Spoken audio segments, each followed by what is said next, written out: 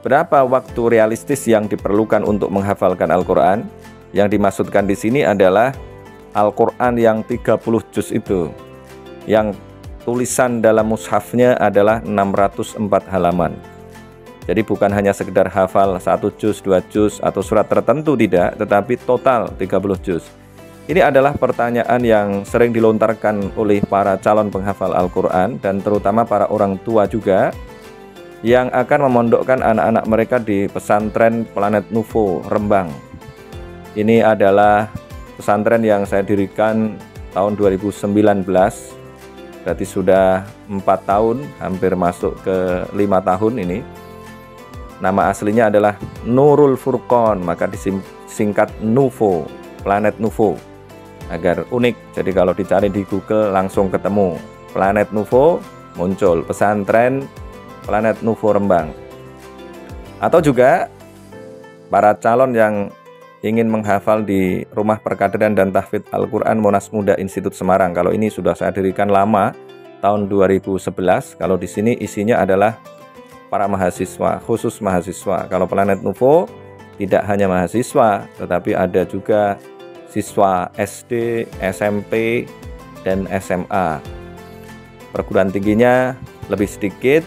Nah, tapi di situ ada banyak guru yang lulusan pasca sarjana.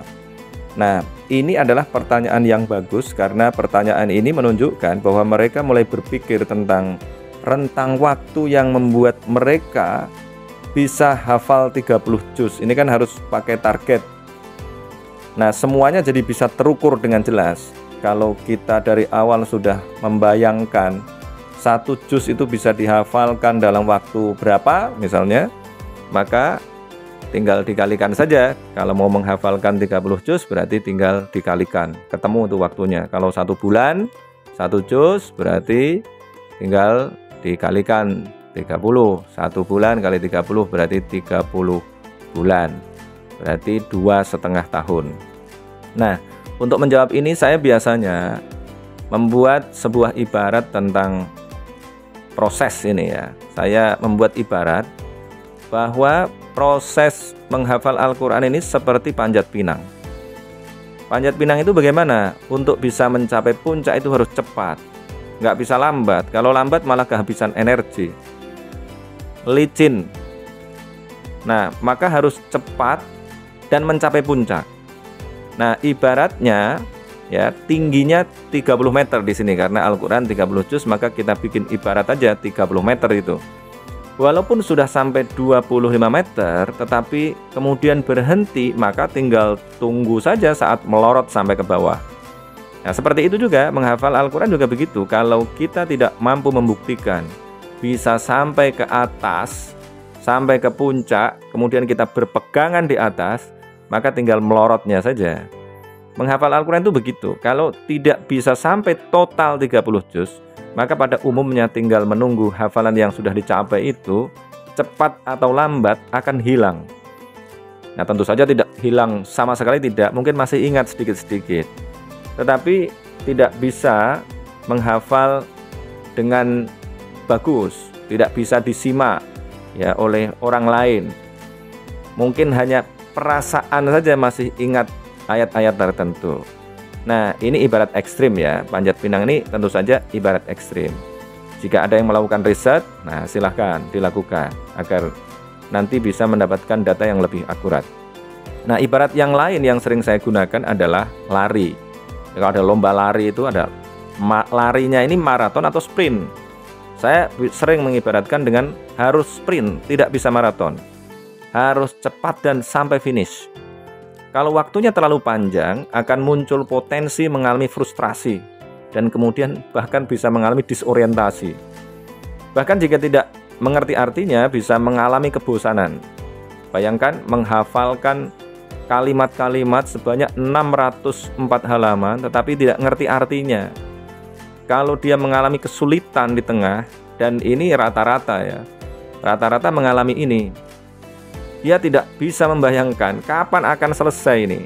Nah, ini saya lihat terjadi pada banyak mereka yang sedang menjalin proses menghafalkan Al-Quran tapi tidak hafal-hafal. Karena apa? Ya tadi itu, karena nggak ngerti artinya.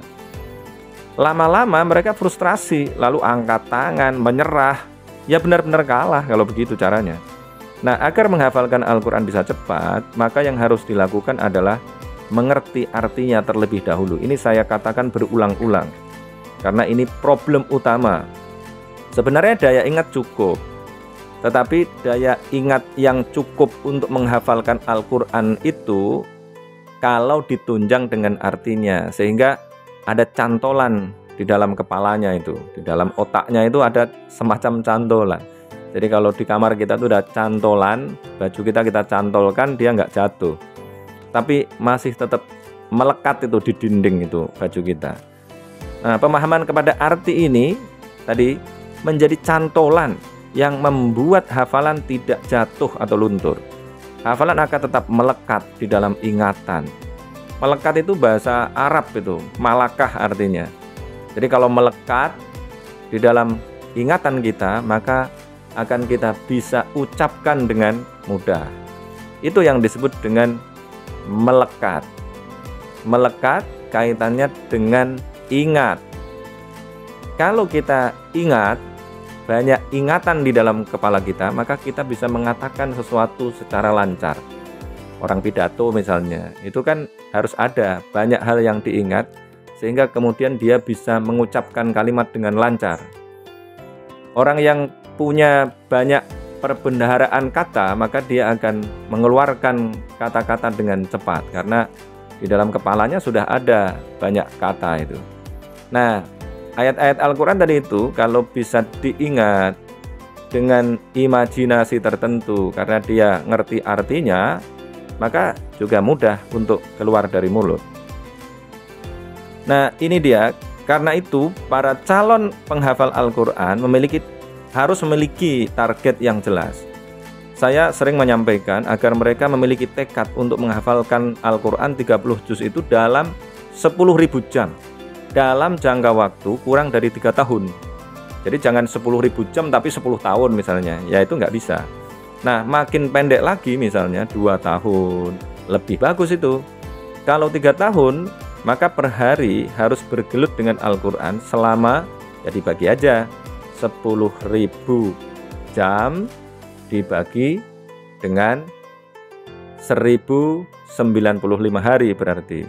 Maka ketemu selama 9 sampai 10 jam, kira-kira 9 jam lebih itu. Tapi kurang dari 10 jam. Nah, kalau mau 2 tahun tentu saja tinggal ditambah aja per harinya, sehingga menjadi 13 sampai 14 jam per hari. Kalau bisa istiqomah melakukannya, pasti hafal. Insya Allah pasti hafal. Kenapa saya berani mengatakan pasti hafal?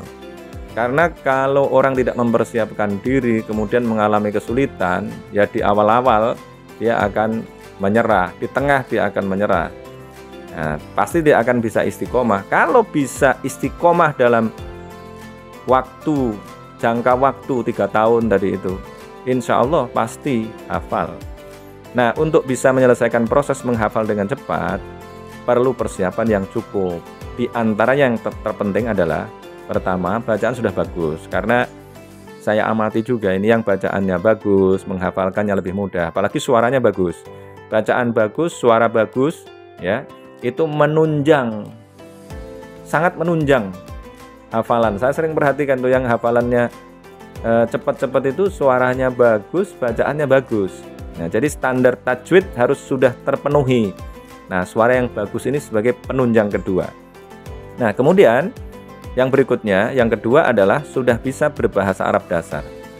Kalau bisa bahasa Arab dasar, tentu saja yang dimaksudkan bahasa Arab dasar di sini adalah sudah menguasai tasrif dan nahwu. Nah, penguasaan ini kemudian bisa diaplikasikan untuk mengartikan ayat-ayat Al-Quran. Nah, sekarang sudah ada banyak alat bantu yang bisa digunakan, sehingga mengartikan Al-Quran menjadi lebih mudah. Di antaranya Al-Quran terjemah, bahkan sekarang ada Al-Quran terjemah perkata. Kemudian kalau mau mengerti i'rabnya atau status kata di dalam kalimat, ya, di dalam ayat-ayat Al-Quran, ada kitab I'rabul Quran. Ini juga membantu. Kalau sudah menguasai bahasa Arab dasar, maka buka kitab I'rabul Quran juga, insya Allah pasti ngerti lah sedikit-sedikit. Kemudian itu bisa membantu. bisa membantu untuk memaknai Al-Quran, mengartikan Al-Quran. Sehingga sebelum dihafalkan, betul-betul diartikan dulu, dipahami artinya.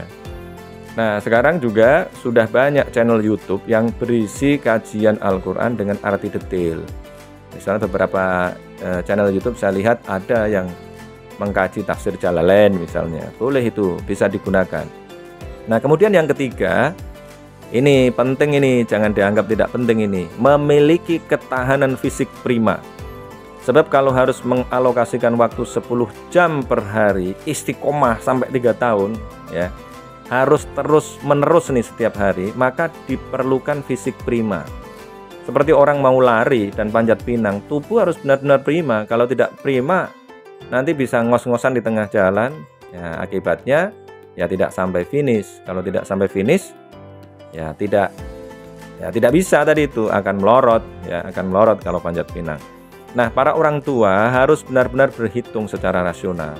Kalau anak mau benar-benar hafal Al-Quran, jangan hanya percaya saja kepada lembaga pendidikan yang menawarkan. Lihat programnya rasional atau realistis atau tidak. Kalau 3 tahun hanya dengan target 6 juz misalnya, itu sangat tidak realistis. Itu berarti setahun hanya 2 juz. Kalau ini terkondisikan pada mental anak, kemudian menjadi mindset, malah bahaya.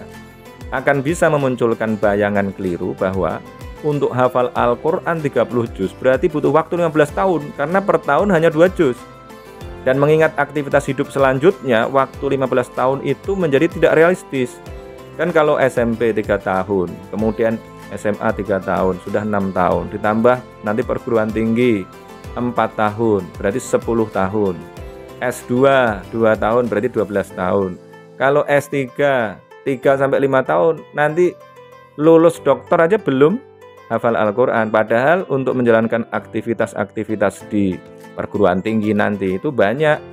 Kalau di tempat saya harus menjalani aktivitas sebagai aktivis mahasiswa misalnya, itu nanti jadi tidak realistis menghafalkan Al-Quran setahun 2 juz itu. Kalau cuma kita imajinasikan 2 tahun 2 juz, kemudian linear akan 2 juz terus, ya tinggal dihitung aja berarti 15 tahun. Tetapi kan tidak begitu.